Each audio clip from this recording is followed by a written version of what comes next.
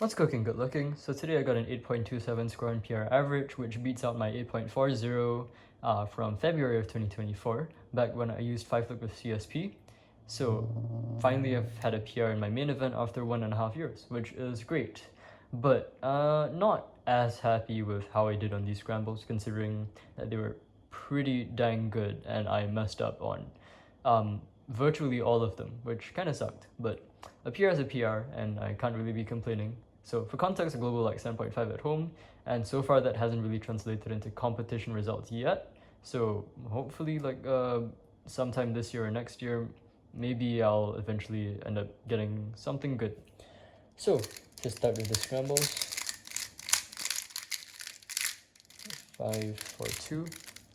Yeah, so this is the first scramble. For context, I didn't actually end up recording any of these solves because I stopped recording after the third solve, and I was using my GoPro, which I had for some reason accidentally set to taking photo mode instead of video. So every single time I try and start and stop a video, it would end up just taking a photo, which so I have absolutely zero footage whatsoever. So that's why I'm making this.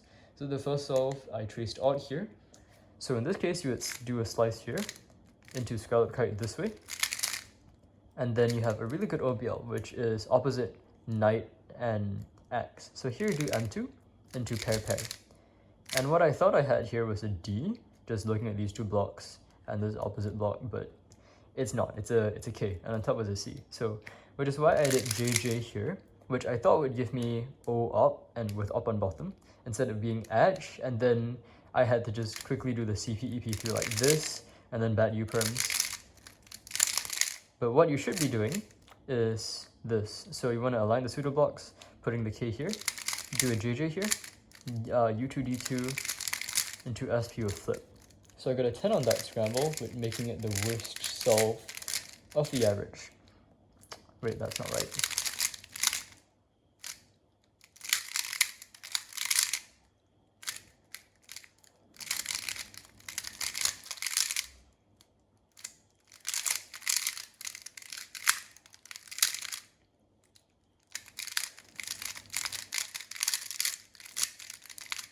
So this is the second scramble that I got, which, as you can tell, has a CS skip. And if you trace on it, which I did not actually end up doing, you would see that it's a CSP skip with like no parity in this state whatsoever.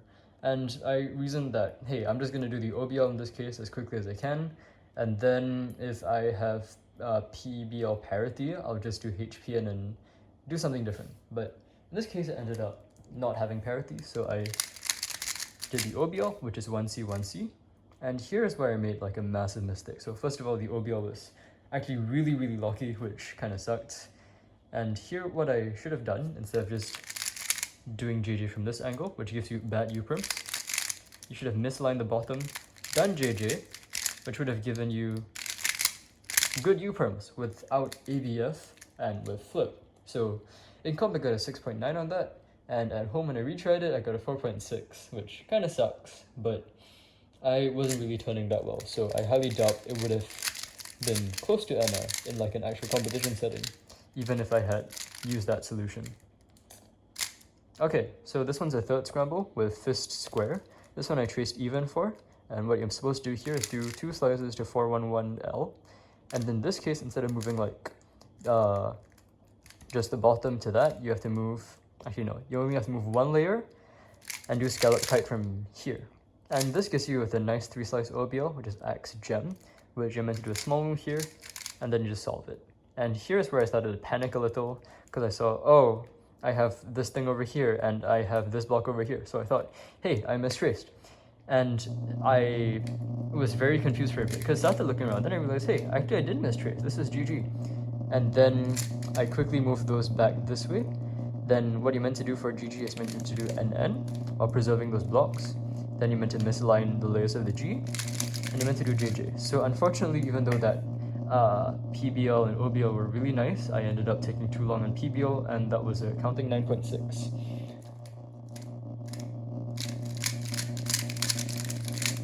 So for the first scramble, this is what I had. I traced odd on this, which is the bad solution. So what you're meant to do is you're meant to pair that with that, and in 2 slices you get shield square. which is what I did.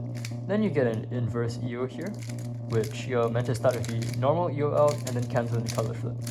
After which it gives you good PP, which what you're supposed to do and what I did in comp is you're meant to break up these two blocks, start with JJ, do a side op, and then just solve the cube, which is a really nice 6 slicer, except that I don't know how to do it regardless. I haven't actually bothered to learn that, even though I definitely should be doing that, and I was not turning very quickly during PBL, so that was just a 7.9.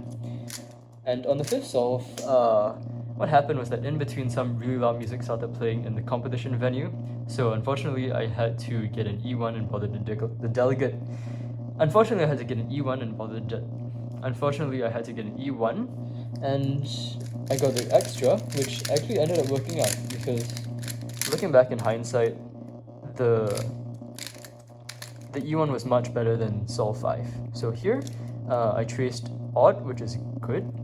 So it's just the normal CSP, and it gives you this EO with 3-3, which in the context of OBL, just getting a pure EO for OBL isn't the best thing that can happen to you.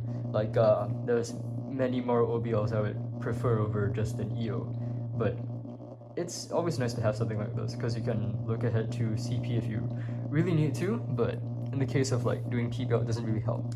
So I just did the EO as quickly as I could, and here you get a really nice 2CP PBL. You have UA, except that what you're meant to do here is you're meant to move the opposite side closer to the slice and preserve the pseudo block. So meant to do JJ over here into JJ with flip, and that gave me a 7.2.